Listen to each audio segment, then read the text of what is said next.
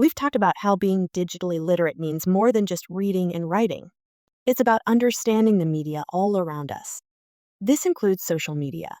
Think about the various social media apps that are out there in the world today, maybe TikTok, Instagram, YouTube, or Snapchat.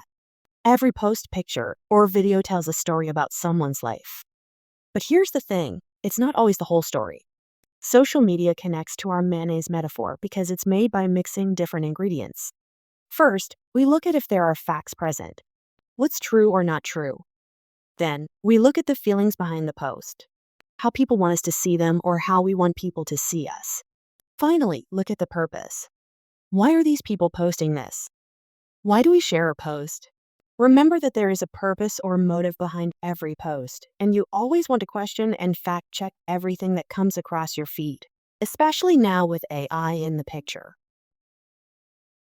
Remember that a fallacy is a false or mistaken belief, or a flawed way of thinking. When someone's reasoning might sound right, but isn't because it leaves out facts, tries to trick your emotions instead of using logic, or jumps to conclusions. When talking about the social media fallacy, we're looking at how we start to believe certain things about who we are, our identities, based on what we see on social media. But what we see isn't real most of the time, and the negative things we start to believe is a flawed way of thinking. In order to overcome those negative thoughts and not just believe everything you see on social media, with each post or video you see, you want to ask yourself, what is true or not true? How people want us to see them or how we want people to see us, and why people post or why we post. Are people trying to pretend to be someone they aren't? Are they getting paid to post certain things? Remember that everyone has a motive behind posting. Let's look at some example social media posts and see how they are fallacies and trying to make us feel some type of way about ourselves and our identities that might not always be positive. The first fallacy we are going to look at is the highlight reel fallacy. These are the posts that make people think their lives aren't as great as the lives of other people, and we start to compare ourselves. In this post, you see that the poster says, "So grateful for my perfect life, everything is finally falling into place." However, what we don't see is any struggles, stress, or failures that the poster has encountered. We're only seeing the highlights or the good part of her life. Cherry-picking just the good things and posting creates a misleading picture and can make us create negative ideas about our identities. We have to remember that we only see a fraction of someone's life when they post anything. The next fallacy we're going to look at is the bandwagon fallacy. This tells viewers that everyone is doing it, so it must be right. However, what's missing is any real evidence or examples, and the posts or videos just pressure people to fit in. Bandwagon appeal assumes something is true or good because it's popular. So we have to ask ourselves, does doing this thing align with who I want to be and what I want my identity to be? Do your own research and think deeply before following along with things you see on social media. Moving on to the emotional appeal fallacy. This is like using the rhetorical strategy of pathos where the post or video uses feelings instead of facts. What's missing is actual information about how sharing helps. It just uses guilt or emotion to push action. The fallacy is that there is an appeal to emotion where people or companies are trying to manipulate feelings instead of using logic or facts. Ask yourself if doing what the video or post asks is actually going to help in the long run. And remember, do your research. The false cause fallacy is an interesting one. This fallacy is when the post mixes up cause and effect, essentially trying to trick you. This post says that drinking this juice caused the poster's grades to improve. However, is that really a true cause for the stated outcome? What if the poster started studying more or just slept better? Or maybe the information became easier.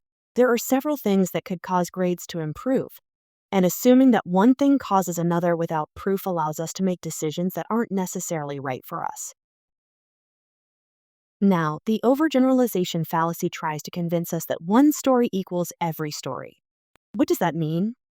For example, this poster says she met one person from the city who was rude, so she says that all city people are the worst. She's trying to make people agree with her that all people from that city are rude based on her experience with one person. We can see how this is a fallacy. Other people have had experiences with people from certain cities, and they might have opinions that are completely different. So, the overgeneralization fallacy judges an entire group based on one example. We don't want to just believe posts that overgeneralize because it could make us create our own bias about people, places, things, and ideas that aren't true. The fallacy that I think is most important for kids and young adults is the influencer fallacy. The influencer fallacy is where a post looks real but isn't. This could be anything from a person's body or face to a vacation scene or experience. We easily believe that this poster woke up like this. But what we don't see in all of the posts or videos on social media is the lighting, filters, or editing that created the final image. Remember that 99.9% of posts and videos are edited in some capacity. So don't believe the false reality that something may seem effortlessly real. Believing influencers can make us think less about ourselves, which decreases our confidence and affects our identities as people. Next, the fear fallacy is when social media tries to scare you into believing something. However, the post is missing any real evidence. It just used fear to get attention. This could be anything from saying a food causes cancer to claiming that certain medical treatments are dangerous. The claims could be true, but don't let fear fallacy make you change your beliefs because that is a common emotional trick online. Remember, you always want to do your own research and decide what you believe based on your own findings. Let's look at the authority fallacy now.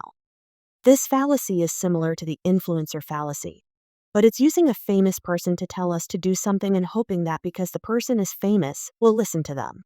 However, again, it's missing scientific evidence or expert opinions. This could be influencing us to purchase a certain pair of shoes or beauty product in hopes that we think we'll be like the famous person selling it if we buy. This fallacy is just an appeal to authority, believing someone just because they're famous, not because they're credible. I know we keep circling back to this, but make sure to do your own research on what you need for yourself, not what a famous person claims you need.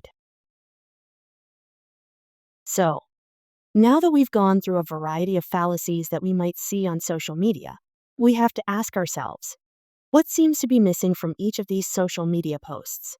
The answer: evidence. But remember, even if the posts have evidence, you want to fact check everything and do your own research. Let's go through some final thoughts about social media. Social media, like nonfiction, is storytelling, but it's not always the whole story. By recognizing bias and selective sharing, students learn to see through the filters and understand that our media mayonnaise only works when truth and emotion stay mixed together. Everyone edits their life a little online, but awareness of bias helps us tell truer stories and understand others more fairly. And finally, our takeaway.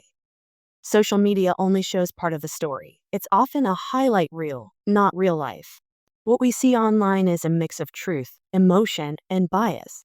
So it's important to fact check and think before believing or reposting.